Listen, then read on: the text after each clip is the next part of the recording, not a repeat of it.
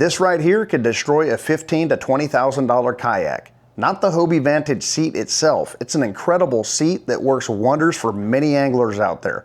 But the Hobie Vantage seat support and the support bracketing system itself leaves a lot to be desired. I have found a solution that is going to work great for this Hobie Pro Angler 14. It's going to cost a little bit of money, but the time, money, and frustration that you're going to save overall is going to make it worthwhile in the long run. And the crazy part?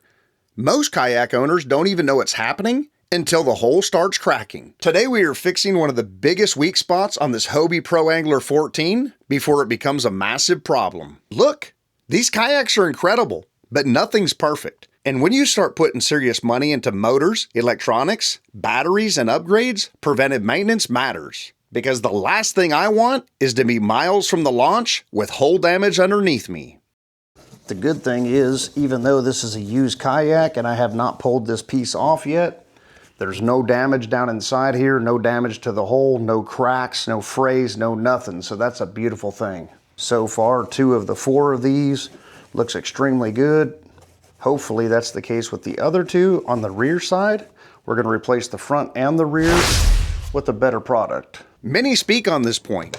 There's been a known issue with these holes, especially around the seat mounts. Some folks have gotten cracks, some caught it early, many didn't. What happens is all your weight is focused into a small area, especially when you run the seat in the high position. All that surface area is covered. Super, super tight, super slick. Doesn't interfere with any of the pad eyes. And if the internal foam support underneath has been messed with and isn't placed right, that pressure has nowhere to go. And once that hole goes, you are talking serious money and a headache you don't want. Potentially it's just too much beef in a small surface area and the constant slamming up and down onto the seat that causes this. So many people have already found out about this the hard way. I'm trying to avoid becoming one of them. Yes, sir. Locked in tight. Beautiful. Love that. Absolutely incredible. Good work. So instead of waiting for the problem, I decided to fix it before it happens. Way beefier than stock, and it spreads the load across a much larger surface area.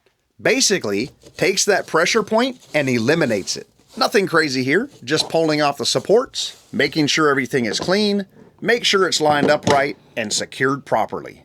Many of these 3D printers make a very clean product, but they are a very tight fit. Every once in a while, you might need to heat it up and make adjustments. Luckily for us, everything fit right the first time, just really tight. We had to hold our tongue right and have a little bit of patience. Other than that, it went pretty well. I'd rather spend a little now or up front than deal with a cracked hole later. If you've got a kayak, this is definitely something worth looking into.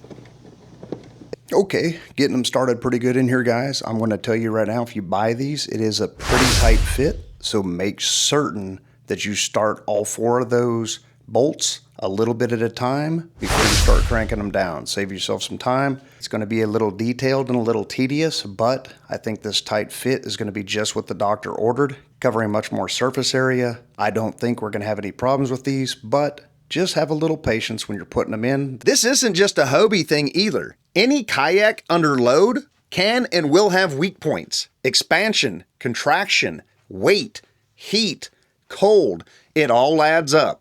Preventative maintenance is everything with these setups. You've potentially invested thousands at this point.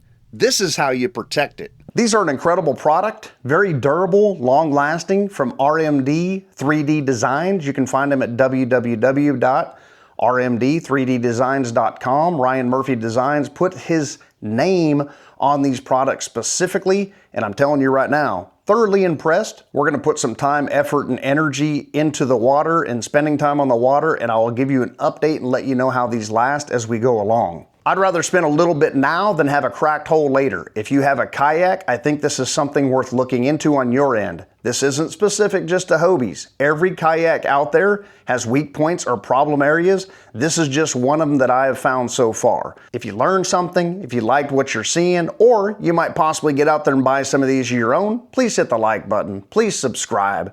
Leave a comment if you will, and we will see you out there on the water. Tight lines, guys.